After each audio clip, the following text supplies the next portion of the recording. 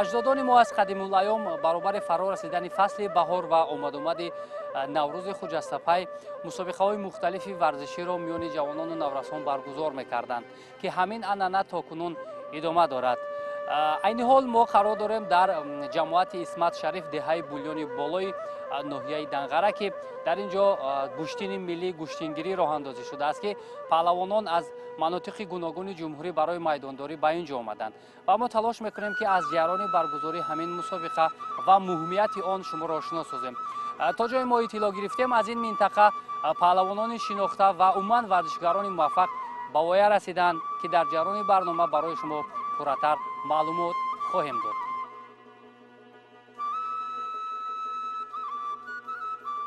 شهرت و شهامت و جذابیت میدان گوشتین ملی را در دهه بولیانی بالا همگان خیلی خوب میدانند، زیرا همه ساله در جشن نوروز در این مکان پهلوان پرور با تمام عنعنه و عرف و عادت تاجیکانه سبقت پهلوانان راه اندازی می شود. امسال نیز دوستداران و هواداران گوشتین از تمام مناطق کشور راه طولانی را طی نموده به زادگاه یکی از پهلوانان خوب میدانی عثمانقل تورعلیف آمدند. ببینید از خرد تا بزرگ همه به این میراث اجدادی توجه بیشتر داشته و تماشای میدانداری پهلوانان میآیند. پیش از آغاز رقابت‌های اساسی از جانب تشکیل کنندگان چهره‌بینی امروزه همچون عرض احترام یک قطار از استادان و سابقه‌داران و پهلوانان پیشین کشور در نزد هزارها مخلصان قدردانی شدند که در واقع این گونه قدرشناسی ها می تواند بر روحیه پهلوانان جوان تأثیر مثبت رسانیده همزمان سابقه‌داران را خوشحال کند. همین طریق با دعای پیرانکار رقابت های پهلوانان آغاز شدند، چون ما از پهلوانان پیشین در مورد مهمیت گوشتین ملی و چنین مسابقه ها پرسان شدیم. خیلی اندیشه های خوب هم داشتند.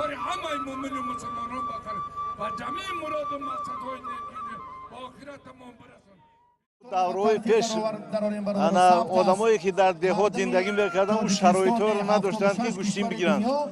аҳволи шароитҳо дар деҳоту ҳам дар шаҳрҳо ба дараҷаи олӣ шуда истодааст. ҳозир барои мағлуб кардани як ҳариф бисёр душвор аст. аввал буд ки мисол деҳотиҳо кам машқ мекарданду одамое ки дар марказ машқ мекарданд با اونها امکانیتی بسیارتر بود. همه بچه‌ها رو ما اینجا دیدیم. ما مربی که هستیم هر نازکی‌های همین گوشتین نسبت همین بچه‌هایی که نوند و نو گوشتین میگیرن ما حس میکنیم. بگذار که همین آینده همین پهلوانان درخشان باشد. با مثل سیمومین رحیموف، با مثل عثمانقل تبرعلیف نمونه تاجیکان دنیا باشند. نوبت اول میدانداری را چون عنعنه مسئولین در اختیار کودکان و نورسان و پهلوانان جوان گذاشتند. این هم با آن خاطر است که نسل نورس از قدم‌های اول به این میراث نیاگان ارج گذاشته در روحیه پهلوانی به وی رسند. یکی از خصوصیت‌های گوشتینگیری در آن است که همه امکان وارد شدن به میدان را دارند، مخصوصا در جشن نوروز که اشتراک آزاد است و دلخواه کودکان و نورسان و جوانان و کلانسالانی که زور و بازوی گوشتینگیری دارند آمده خلوص‌جویی میکنند. در میدان امروزه از رشت و ختلان، بدخشان و زرافشان و دوشنبه و دیگر مناطق مملکت گوشتینگیران پهلوانان شرکت داشتند.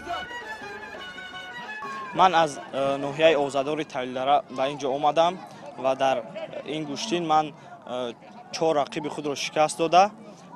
باز اگر یگان رقیب دیگر پیدا شود باز رقابت میکنم.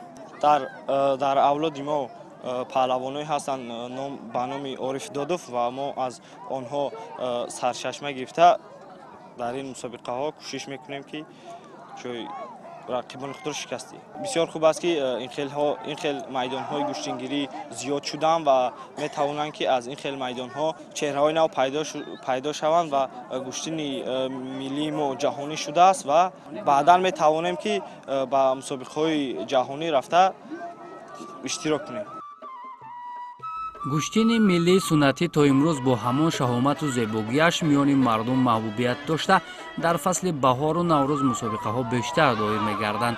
به محابا گفتن ممکن است که سرمخلص‌ترین نوع ورزش در کشور گوشتین ملی اجدادی میباشد. исботи ин гуфтаҳо муҳити майдони имрӯза аст ки наздик ба 20 000 мухлисонро ҷамъ оварда буд.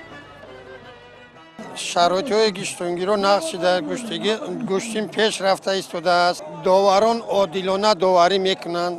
Ин як шаффофият меорад ба гӯштин, барои ҳамин илҳоми мухлисон зиёд мешавад нисбат ба гӯштин. паҳлавононро мухлисӣ мекунем. хусусан паҳлавонони ҷавон беҳад гӯштинои тез мегиранд, гӯштинои хуб, вазни поёнӣ паҳлавонои хуб дорем. орзу мекунем ки дар вазни болоӣ ҳам хел паҳлавоно бисёр шаванду номардори ватан шаванд. солҳои пеш дар ҳақиқат шароитҳо ҳам вазмин буд, хусусан ҳавасмандӣ ночиз қати гӯштин мегирифтанд. лекин ҳозир гӯштин хеле пеш рафта, ҳавасмандиҳо ҳам хуб шудагиай. ин нишонаи он ки сиёсати дурусти пешгирифтаи ҳукумати тоҷикистон нисбати спорт, нисбати тамоми пасту баландиҳои зиндагӣ аст ки ҳавасмандӣ ҳамиҳо баланд шуданд. соҳибкорону ва ё дастгирии хуб мекунанд гӯштингироро. мухлисон дар дараҷаи аввал ҳастанд. агар мухлисон набошанд, мо гӯштин гирифта наметавонем. ба ҳамин хотир мо кӯшиш мекунем бо гӯштини хуби худ мухлисонамонро шод гардонем. барои он ки бисёри мухлисони мо як хелаш аз ванҷ омадааст, як хелаш аз ғарм омадааст, як хелаш аз хатлону бадахшону инҷоҳо омадаанд. аз ҳамин хотир мехоҳем ки хотири онҳоро бо гӯштиниҳои худ шод кунем.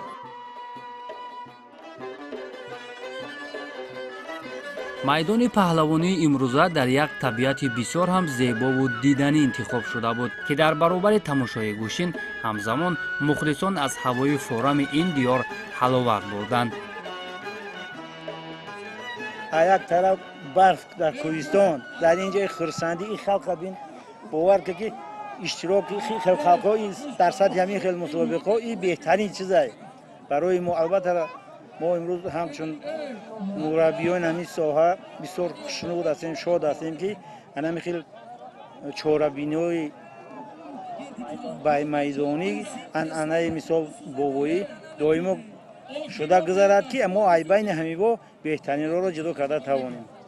фарзандои ҳамат хурдтарин ки аксарияти синфи 1, 2, 3 ҳастанд дар ҷа қувоз мекунанд то ин соат бисёр мо ина мураббиҳо дар ин ришта ҳамин маҳорати корбарӣ ҳамин варзишгаро бисёр ҳам мухлисо як табшон молида шуд. албатта оянда умеди орзу дорем ки ҳамун бачаҳакое ки синфи 3 ва 4 мехоҳем имрӯз дар ин маърака гӯштин гирифта ба монанди шодравон саидмуин раҳимов ва азалшоҳ олимов бар ин ҳамин хел чемпиони ҷаҳон шаванд. боварӣ дорем ки номи миллати моро, парчами моро дар сатҳи байналмилалӣ баланд меорем.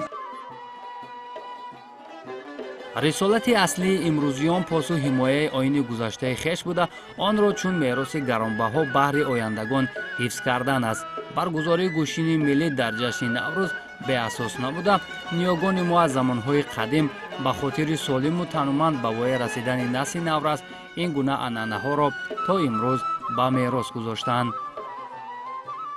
ин пеш аз ҳама тамаддуни миллати тоҷик аст, тамаддуне ки ҳазорсолаҳо дар хуни мардуми тоҷик ин паҳлавонӣ буд ва имрӯз хушбахтона тоҷикистони азизи мо тавонист ки дар асоси мустақилияти гӯем ки озодии кишварамон таи 32 сол боз барқарор кардани анъанаҳои суннатии тоҷик пайдо шудааст. хушбахтона имрӯз паҳлавонони тоҷик дар ҷаҳон номбардор шуданд, аслияти миллата нишон доданд ва ман боварӣ дорам ки аз чунин чорабиниҳо боз қаҳрамонҳои ҷаҳон пайдо мешавад, боз бузургони ҷаҳон пайдо мешавад. ҳамин тариқ паҳлавонони шинохта оҳиста оҳиста рӯи майдон омаданд.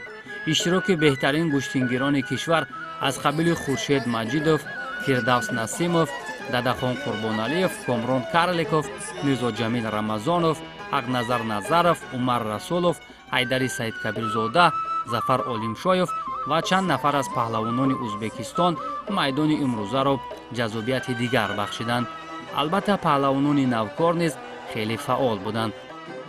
вақте ки мо овозаи ин гӯштинро дар тариқи телевизион шунидем, мо дар ولایت سوق در کوهستان مسچو در جماعت لنگر دهه لنگلیفی قشلاق خیلی دوردست ما باشد. ما در آنجا تیاری جدی دیده با اینجا تشریف آوردیم که برای که مخلصانی گوشتین زیادن، مخلصانی چی ما کوشش میکنیم که یک هنر خوب نشان دهیم تا مخلصان ما شاد شوند. خوشبختانه ما سالهای اخیر برای ما خیلی مکافات‌های پولی مالی خوب مانده ایستادن که برای خاطر روح بلند گرداندن ما، برای خاطر هوسمند گرداندن جوانان نورسان در نمود سنتی ملی که جلب بیشتری جوانان نورسان شود که تا آینده در گوشتینگ ملی چهره‌های نمایان، چهره‌های پیدا شوند که پرچم ملت و دولت ما را در عرصه جهانی بین المللی بلند بردارند.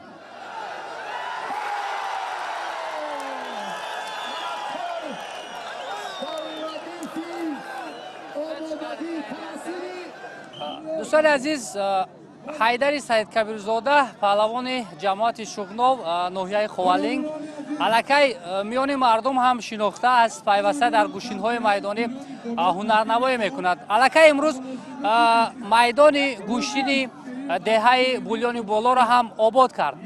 خب حیدر، برای موسم نو البته که شما را مبارکباد میگیم، موسم نو گوشتین‌ها هم شروع گردید. به خاطر اونه که همین موسم هنرنمایی خوب کنیم، آمادگی‌ها چگونه بود؟ اولا سلام خود رو با کل مردم تاجیکستان میرسونم. همه ساله گوشتین‌های نوروزی، گوشتین‌های ملی تیاری دیده، در گوشتین‌های نوروزی اشتراک کرده، غالبیت‌های خود را انتظاریم. خب امروز چگونه شد الکی؟ چون دیدیم با یک حریف آزمایی کردید. بله، ما امروز خوشبختانه یک حریف پرقوت خود از ناحیه نورآباد مغلوب کرده پیروز شدیم و حریف خود را انتظاریم. حیدر، یعنی کسی که اومد در نزد شما شیشت، شما رد نمیکنید، گوشتین میگیرید؟ نه، گوشتین ملی همین قاعده دارد که کدام سپنی که رقیب خود که اومد یعنی عقیب شینی کردن نمیشود. کدام باشد وزنش سبک از وزن است میگیریم. همین از گوشتین سنتی. گوشتین سنتی ملی همین است.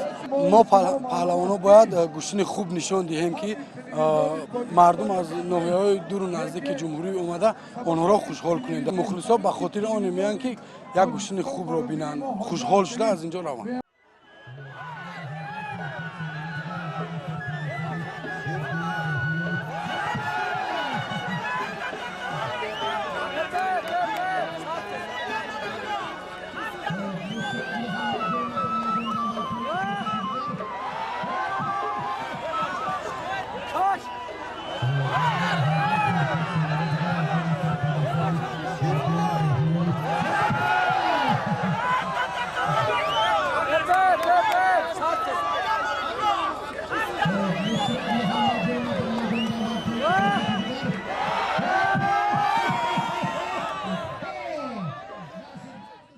ما همین خیلی کنیم که گوشتینه همین خیلی گذارانیم که اگه او پیش دیگه بود حاضر دیگه های. وقتی که جوانی میگیم کلمه جوانی را فرق کنیم، حرکت کنیم که گوشتینا را با درجه عالی گذارانیم، مخلصا را قانی گردانیم، خلق قانی گردانیم. در همین این همه تینجی امانی دولت ہے که همین تینجی امانی که هست خدا که همین توندم که همین خیلی پیشوای ملت هست، تینجی شوه، امانی شوه، دوی ما میخواه رابری کنه، وقت ما خوش باشد، چهره پری باشد. آلتیبای ازبکستان. وقتی که بگمورод олтибоев یکی از پهلوانان شناخته ازبکستان در میدان معرفی شد، کامران کارلیکوف پهلوان ناحیه یوان در پهلوی او نشست و با олтибоев آزمایی نمود. البته از جهت وزن و تجربه پهلوان ازبکستان از کامران تفاوت داشت، ولی غرور بلند گوشتینگری تاجیک او را نگذاشت که خاموش نشیند. رقابت این دو پهلوانان برای مخلصان خیلی جالب بود. نزدیک به 30 دقیقه کامران با بگمورод کشمکشی نمودند. بالاخره آزمایی آنها مساوی به انجام رسید.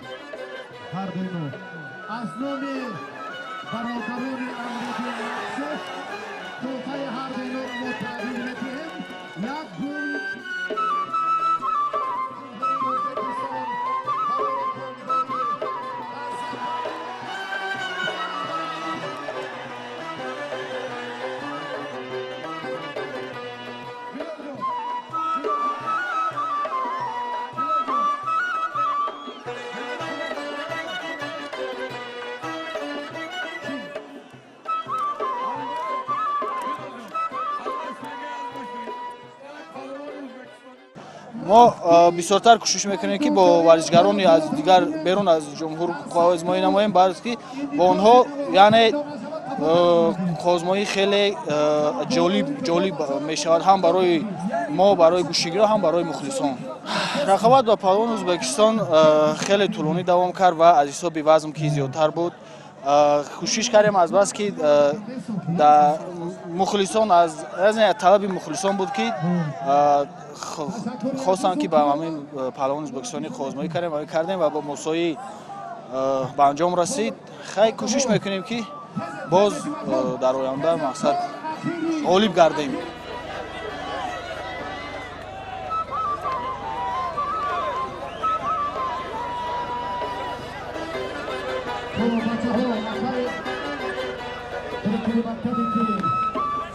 фирдавс насимов паҳлавони тоҷикистонӣ ки мухлисон ба ҳунари ӯ таваҷҷӯҳи зиёд доранд бо ду паҳлавони дигари ӯзбекистонӣ майдондорӣ намуд ки дар ҳарду озмоиҳо ғолиб муайян нашуд ва рақобат мусовӣ ҷамъбаст гардид.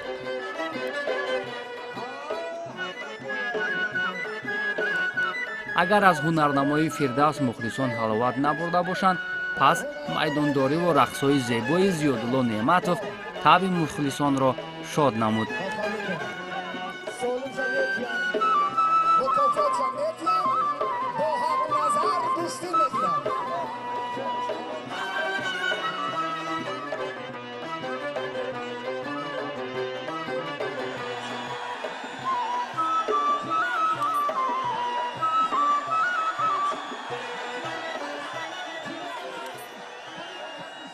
بیست سال سال شد ما پدرمون معلم بود شریف نعمتov ما اولاد امکیام و دادرها همه کسا نعمتویم ما همین پهلوانی ای بابگیامون اومدگی من برام خاطر تا امروز من همین اشتراک میکنم وقتی که من غلبه میکنم همه مخلصای خرسند و خوشحال باشن برای هوای ما برای همه مخلصا رقص میکنیم که همه مخلصا ای ما خرسند باشن.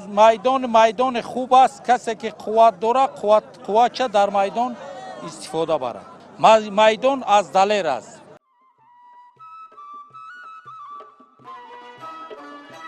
дар маҷмӯъ мухлисону роғибони гӯштини суннатӣ имрӯз шоҳиди рақобатҳои арзандаву диданӣ гардида аз ҳунарнамоии паҳлавонон лаззат бурданд.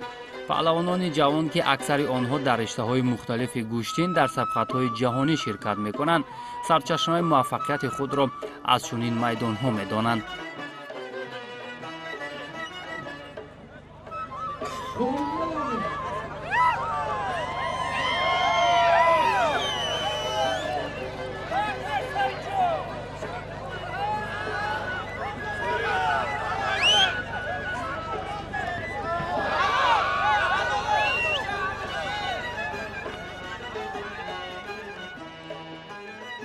من از سن کودکی در این نمود گوشتینگ مشق و تمرین‌های خود را دوام داده ایستادم. ما از همین کودکی در همین خیل میدان‌ها برآمد می‌کردیم و از همین خیل میدان‌ها تحکورسی ما مستحکم شده تا به قله‌های جهانی تا گوشتین جودو چمپیون جهان و گوشتین سامبو چمپیون جهان رفته سزاوارهای جایهای نمایان گشتیم. امروز که در ناحیه دنقره قرار داریم ما با سه حریف خود آزمایش کرده با سه تای آنها غالب شدیم و باز حرکت‌های خود را دوام داده گوشتین‌های خوب را نشان میدیم.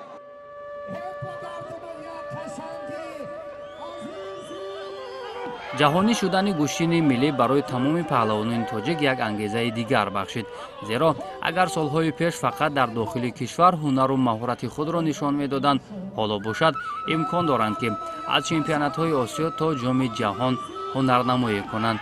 ёдовар мешавем ки дар гӯштини имрӯза барои паҳлавонон мукофотҳои арзишманд аз ҷониби тадорукот таъсис дода шуда буд ки дар ин миён автомашина ҳам буд.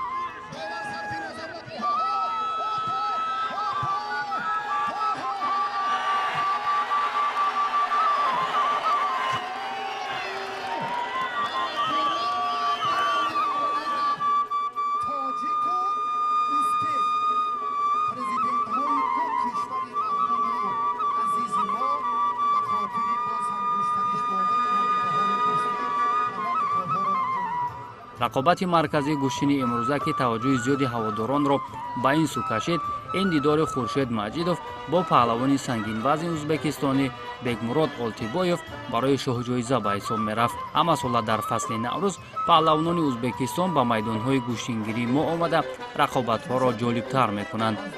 бархурди Хуршед бо Олтибоев бори аввал нест. онҳо аз ҳамдигар шинохти хуб доранд. баробари оғоз гардидани рақобат дар фосилаи ҳамагӣ 36 сония бо як партофти олӣ Хуршед Маҷидов паҳлавони ӯзбекистониро ба тахтапӯш рафтонида сабаби хушҳолӣ ҳазорҳо мухлисон шуд.